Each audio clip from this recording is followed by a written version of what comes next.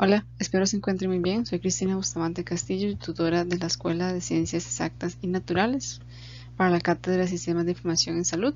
El día de hoy vamos a hablar sobre el sentido del tacto para la asignatura de Anatomía Humana y Fisiología 1. Para poder comprender cómo funciona el sentido del tacto, es importante reconocer sus receptores y cómo se inician. La información acerca del ambiente interno y externo activa el sistema nervioso central por medio de receptores sensoriales, los cuales son transductores que convierten diversas formas de energía en potenciales de acción en las neuronas. Para esto, vamos a mencionar ciertos receptores específicamente del sentido del tacto. El tacto y la presión son detectados en nuestro cuerpo mediante 4 tipos de mecanorreceptores. Los corpúsculos de Meissner son dendritas encapsuladas en un tejido conjuntivo y muestran respuesta a cambios de la textura y la vibración lenta. Las células de Merkel son terminaciones dendríticas expandidas y muestran respuestas a la presión y a tactos sostenidos. Por el contrario, los corpúsculos de Ruffini son terminaciones dendríticas agrandadas con cápsulas alargadas y muestran respuesta a presión sostenida también. Los corpúsculos de Pacini constan de terminaciones dendríticas no mielinizadas de una fibra nerviosa sensorial encapsuladas por láminas concéntricas de tejido conjuntivo que dan al órgano el aspecto de una cebolla perla. Estos receptores muestran respuesta importante a la presión profunda y a la vibración rápida. Aquí se encuentran los receptores sensoriales cutáneos. Son los encargados de iniciar la respuesta que llega al sistema nervioso central en cuanto al tacto. Aquí podemos ver los diferentes mecanorreceptores, en especial mencionar algunas características de ellos. Por ejemplo, los corpúsculos de Ruffini, que se encuentran a la derecha abajo, son más alargados que los demás. Esto les da mayor sensibilidad al estiramiento de la piel. También se encuentra en el corpúsculo del Meissner, que mencionamos que son mucho más sensibles a los cambios de textura en la piel. Las sensaciones cutáneas de tacto, de presión, calor, frío y también el dolor están mediados por las terminaciones nerviosas dendríticas de diferentes neuronas sensoriales. Las sensaciones de tacto están mediadas por terminaciones dendríticas que rodean los folículos ciliados y por dendritas sensoriales asociadas con células no neuronales. Estas son las terminaciones receptivas, que se nombran mecanorreceptores de umbral bajo, LTMR por sus siglas en inglés, de neuronas que se encuentran en la raíz dorsal, que eso sería ubicado a nivel cerebral. Estos mecanorreceptores transmiten información sensorial que surge de estructuras sensoriales que incluyen, por ejemplo, lo que ya mencionamos como el corpúsculo de Ruffini, que son sensibles al estiramiento de la piel, que lo podemos observar en la modalidad A, o en la parte A de la figura que estamos viendo, en la parte 4 donde son terminaciones más alargadas, y también podemos ver los corpúsculos de Meissner de la papila dérmica, que son sensibles a los movimientos a lo largo de toda la piel, al igual que los discos de Merkel, sensibles a la indentación de la piel, y los corpúsculos de Pacini, que ya mencionamos sus características también anteriormente. Una vez que conocemos dónde se inicia la sensación de tacto, es importante reconocer qué caminos toma para llegar finalmente a dar la sensación de textura o de tacto como tal.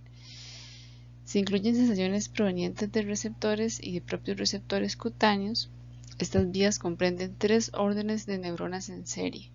La información sensorial proveniente de mecanorreceptores cutáneos, que son los que mencionamos anteriormente, que se monitorean tacto y presión, se transporta primero por axones mielinizados grandes que se clasifican como fibras A beta, que ascienden por una vía llamada columna dorsal lemnisco-medial, que está en la médula espinal.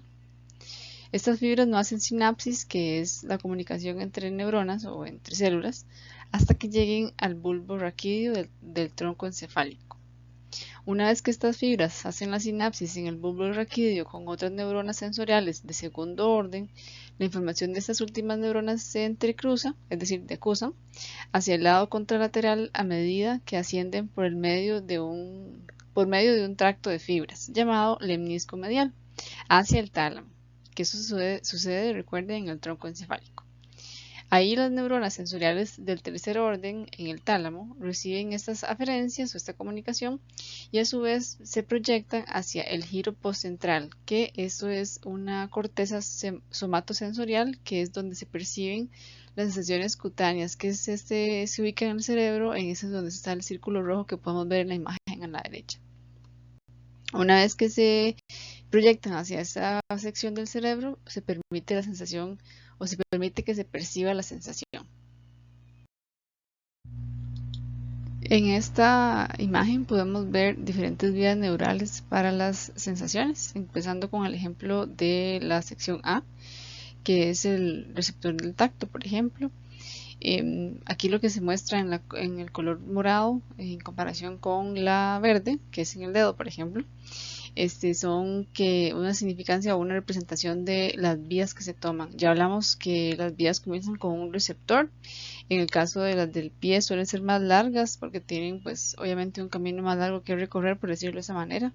Ambos, tanto el receptores tipo fascículo gracilis o de las manos también, van a atravesar el tracto de la columna dorsal, van a llegar hasta el tracto del lemnisco medial, que fue el que mencionamos anteriormente, hasta llegar a la corteza cerebral, específicamente en el giro postcentral, que es la sección del cerebro encargado de las sensaciones o de la percepción de sensibilidad, por ejemplo. También eso sucede, recuerde, en el tálamo, y eso es parte de las vías que se hacen tanto para la recepción de tacto como en la sección B, que es la recepción de temperatura.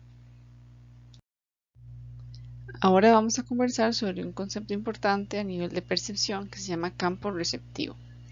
El campo receptivo de una neurona que transmite sensación cutánea, en este caso el área sería la piel. Cuando se estimula cambia el índice de activación de esta neurona. Los cambios en el índice de activación de las neuronas sensoriales primarias afectan la activación de las neuronas de segundo y tercer orden, que fueron los que ya vimos anteriormente. A su vez, afectan la activación de las neuronas en el giro postcentral, que era el área del cerebro que decíamos encargado de la sensibilidad, que se conoce como corteza somatosensorial, que reciben aferencias provenientes de las neuronas de tercer orden. Por lo tanto, puede decirse que de manera indirecta las neuronas en el área de giro postcentral tienen campos receptivos en la piel. El área de campo receptiva en la piel depende de la densidad de los receptores en la región.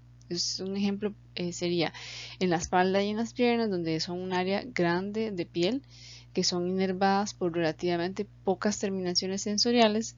El campo receptivo, o decir el área de acción de cada neurona, es bastante grande, comparado por ejemplo con el área de acción de los neuronas que se encuentran, o los receptores, perdón, que se encuentran en las yemas de los dedos, donde hay un gran número de estos receptores cutáneos que inervan esta pequeña parte de la piel. Entonces el campo receptivo de cada neurona sensorial es muy pequeño, y entre más grande sea el número de receptores sensoriales en el área de un cuerpo, en el área del cuerpo digamos, y cuanto más pequeño sea el campo receptivo de cada uno, mayor será la agudeza sensorial o la agudeza de sensación de esa área. Pues por eso que en las manos o en la yema de los dedos, por ejemplo, se percibe más sensación de sensibilidad o se percibe más el tacto que, por ejemplo, en el área de las piernas y la espalda.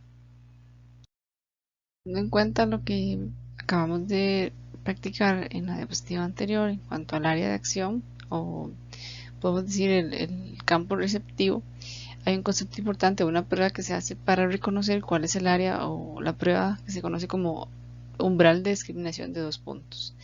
El tamaño aproximado de los campos receptivos que transmiten tacto ligero puede medirse mediante la prueba que les acabo de mencionar, que se llama discriminación táctil de 2 puntos. En este procedimiento se toca ligeramente la piel con 2 extremos de un compás, por ejemplo, en el mismo sitio.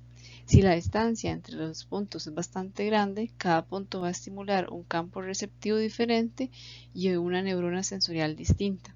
Así se sentirán 2 puntos de tacto separados. Pero si la distancia es lo bastante pequeña, ambos extremos van a tocar el campo receptivo de una sola neurona sensorial, y eso haría que se sienta un solo punto de tacto. Eso es muy importante también para percibir este tipo de estimulación de los campos de cada neurona o cada receptor. Aquí se puede percibir, se puede ver, la figura 5 en la que se muestra cuál podría ser la percepción de uno o dos puntos de tacto según la distancia que se haga en el estímulo.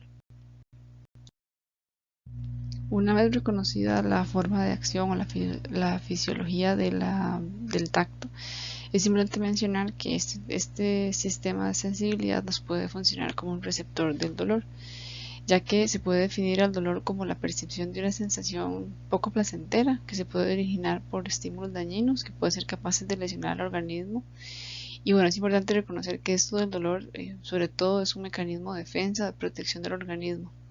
Es muy beneficioso para nosotros porque el conocer que se está produciendo una lesión tisular, por ejemplo, puede prevenir la causa y evitar su expansión. Eso ayudaría, por ejemplo, a una señal de aviso, ¿verdad? Como punzarnos con un alfiler, cortarnos con un vidrio. En general, al organismo en apariencia le va a afectar más la velocidad en la que se produce la lesión, es decir, en que podamos reconocer que algo nos está doliendo, que la extensión que ésta puede alcanzar finalmente. Si tomamos eso en cuenta, podemos determinar que efectivamente la percepción del tacto nos puede funcionar como un mecanismo de defensa. Hasta acá llegaría el tema. Muchísimas gracias por su atención y por su tiempo. Si quisieran profundizar sus estudios sobre este tema, acá les dejo las referencias.